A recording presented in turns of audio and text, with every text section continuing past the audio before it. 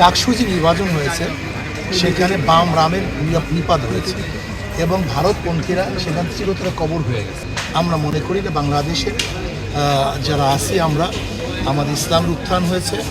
সলিমুল্লাহ রহমতুল্লাহ আলাই মুসলমানদের জন্য ইউনিভার্সিটি করেছিল নিজের অপ্রকৃত জমির মধ্যে।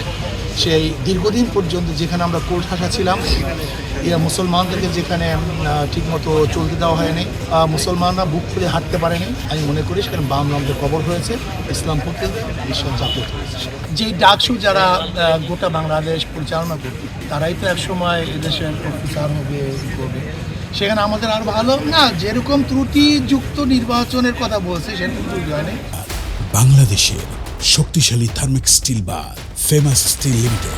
কিন্তু বর্তমানে বাংলাদেশের যে প্রশাসনের যে অবস্থা, সেই প্রশাসনকে যদি ঢেলে না সাজানো হয় সেখানে কোনো অবস্থাতেই সুষ্ঠু নির্বাচনের কোনো সম্ভাবনা নেই।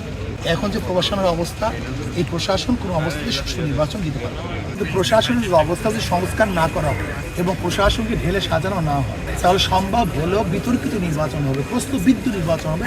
এখানে প্রশ্ন কোনো অবস্থাতেই সুন্দর নিরপেক্ষ নির্বাচন ঘটতে পারে, এতে কোনো সন্দেহ নেই।